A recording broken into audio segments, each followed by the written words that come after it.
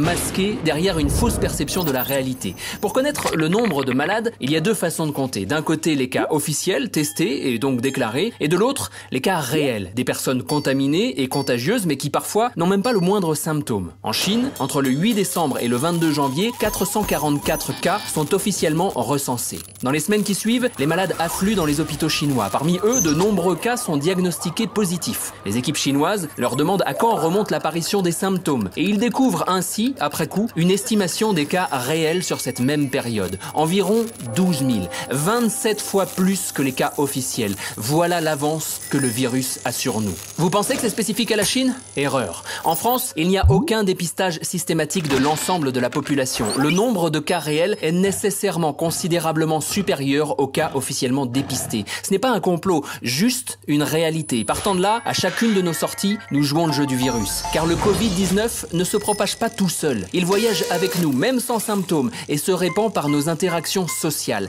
Chaque personne contaminée peut infecter 2 à 3 individus, soit presque le double d'une grippe classique. Gardons ça en tête et revenons aux chiffres. 20% des cas nécessitent une hospitalisation, 5% une place en unité de soins intensifs et environ 2,5% une aide très intensive. Aujourd'hui, en France, nous disposons de 5000 lits de réanimation et 7364 lits dans les unités de soins intensifs. Et nous ne parlons même pas du personnel nécessaire pour administrer ces soins. Entre le 24 janvier et le 14 mars, 4500 cas officiels ont été confirmés, ce qui veut dire que le nombre de cas réels est nécessairement largement supérieur. À 60 000 cas confirmés, nos hôpitaux seront saturés par ces petits 20% de cas graves.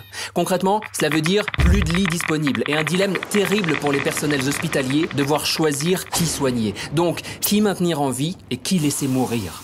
Dernier détail, le taux de mortalité de la grippe saisonnière est de 0,1%. Celui du coronavirus varie entre 0,5 et 5%. L'écart est simple à expliquer. Dans les pays ayant appliqué rapidement un confinement strict, comme la Corée du Sud, le taux de mortalité est sous les 1%. Dans les autres pays, comme l'Italie ou l'Iran, il varie entre 3 et 5%. Tarder à se confiner, c'est augmenter le nombre de morts de plusieurs milliers, voire dizaines de milliers.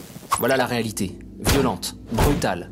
Il n'est même plus question aujourd'hui d'empêcher la surcharge des hôpitaux, c'est sans doute déjà trop tard. Par contre, nous pouvons toutes et tous limiter cet engorgement, en limitant radicalement toutes nos interactions sociales. Toutes. C'est l'unique moyen de contenir la propagation du virus. Restez chez vous, c'est impératif. Et ne sortez que pour l'essentiel. Vous aurez peut-être l'impression de vous isoler, mais aucun acte ne sera plus collectif et solidaire que celui-ci.